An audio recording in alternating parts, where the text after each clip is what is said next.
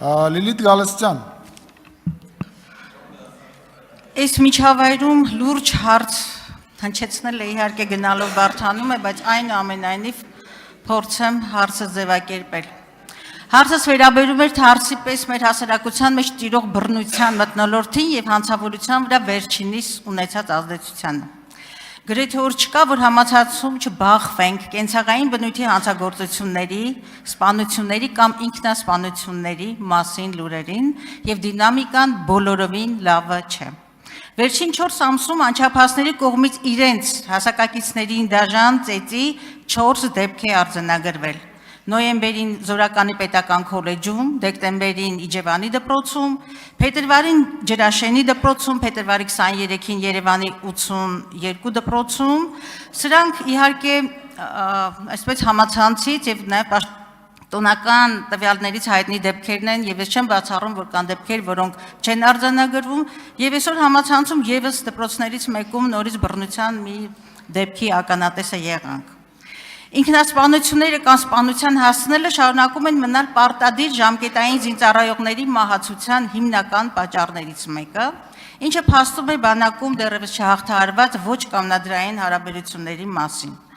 Ըստ ՀԿ-ների զեկույցի 24 թվականին ոչ մարտական պայմաններում մահացել է 36 զինծառայող, 25-ին 34։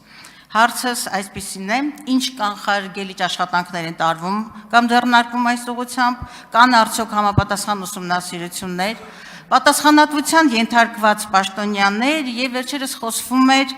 հանցավորության կանխարգելման նոր ռազմավարության մասին, ինչ փուլում է այն եւ ինչ հետևությունների մասին կարող ենք այս պահին խոսել։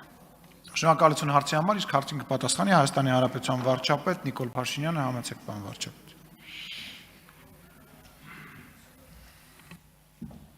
Շնորհակալ եմ հարցի համար, Տիկին Գալստյան, ձեր հարցի մեջ իրականում մի քանի բանալի բառեր կային, այդ բանալի բառերից մեկը համացանցներ, որովհետև եթե նախկինում դպրոցականների շրջանում այդ հարաբերությունների մասին TikTok-ում կամ Instagram-ում չի եղել, դա չի նշանակում, որ այդ հարաբերությունները չեն եղել։ Այսինքն հերիք է էլի ձևանենք։ Հիմա հարևանը հարևանի հետ շքամուտքում վիճում է, երրորդ հարևանի առաջի գործը արա գցի TikTok, որ առաջին ինքը բանը հավաքի։ Այս այդ մասով։ Իսկ խնդրեմը կա։ Մենք այդ թեմայով կառավարությունում քննարկումներ ենք ունենում եւ պաշտպանության նախարարությունում մահերի մասով կներեք, բայց եթե բան ենք ասում, մենք եք արձանագրենք, որ վիճակագրության մեջ է նաեւ այն, որ մեր հարգելի զինծառայողը, ասենք օրինակ, տանը, ասենք ինֆարկտից մահանում է։ Ոչ մարտական պայմաններում մահի վիճակագրություն նաեւ է դա վթարյա ենթարկվում։ Եվ այլն եւ այդպես շարունակ, դրա համար մենք պետք է վիճակագրությունը բան անենք, տարբերակենք, իսկ վիճակագրությունը այն մեզ մտահոգող,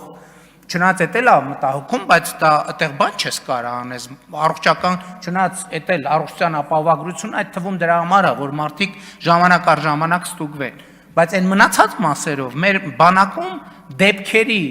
թիվը նվազել է եւ հետեւականորեն նվազում է, բայց ֆունդամենտալ առումով ես ուզում եմ մենք մի բան արձանագրենք, հետեւյալը մենք միջև մեր մեջ քրեական ենթամշակույթը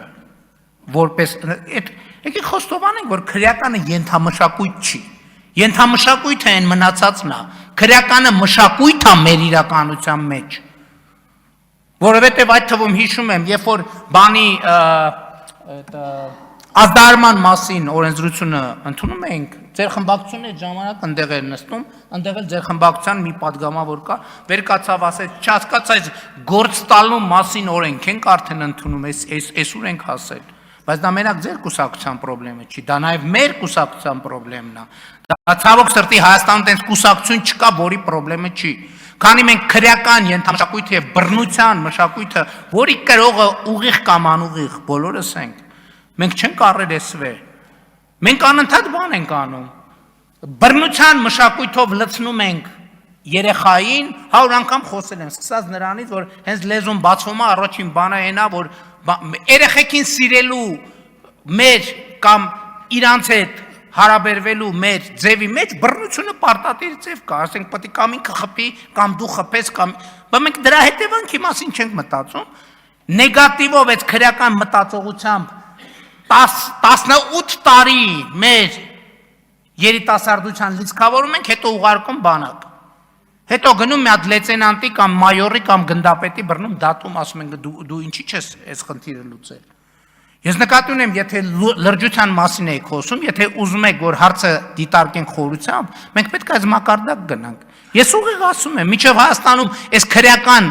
ենթամշակույթը չի դուրս եկել, չեմ ասում, ուրիշների միջից, մեր միջից, ինձնից սկսած մնացածով շարունակած։ Մենք անդադ այդ խնդիրներն ունենալու ենք, որովհետև քրեականը եկեք ենթամշակույթ չի։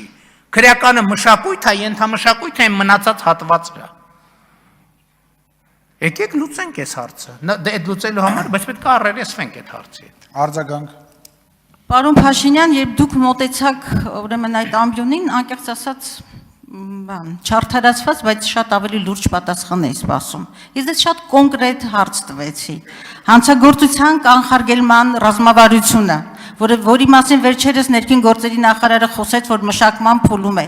Ինչ փուլում է այդ ռազմավարությունը։ Դուք ինձ տվեցիք ուղղակի զրուցարանի, հայերը դրա բեսեդկային ասում, բեսեդկայի զրույցի կենցաղային իր մակարդակի մի պատասխան, բայց ոչ կառավարությունը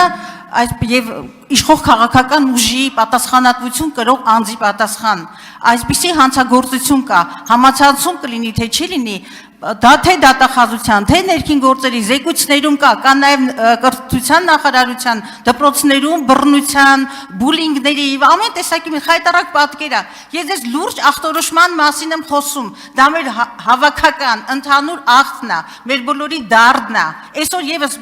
ինչ որ կնոջ, միջին տարիքի մի կնոջ աշակերտը ուղակի հարվածել է։ Ես խոսում եմ հիվանդ հասարակության մասին, բանակում ոչ կանադրային հարաբերությունների մասին եւ ակնկալվում է նորմալ լուրջ պաշտոնական պատասխան։ Բոլորը մեղավոր էին բացի իշխող քաղաքական ուժից։ Մեր հասարակությունը, ինչպես եւ նախորդ հարցի պարագայում, այդ որակի պատասխան չի սպասում։ Ռազմավարություն ունեք թե ոչ։ Գիտակցում եք, որ այս մշակույթով հասարակությունը ապագա չունի։ Եվ այո, բոլորն են մեղավոր, սա մեր հասարակությունն է, մեր դասիրակության եւ ընտանիքի հայրենիք, բայց քաղաքական պատասխանատվությունը ձերն է։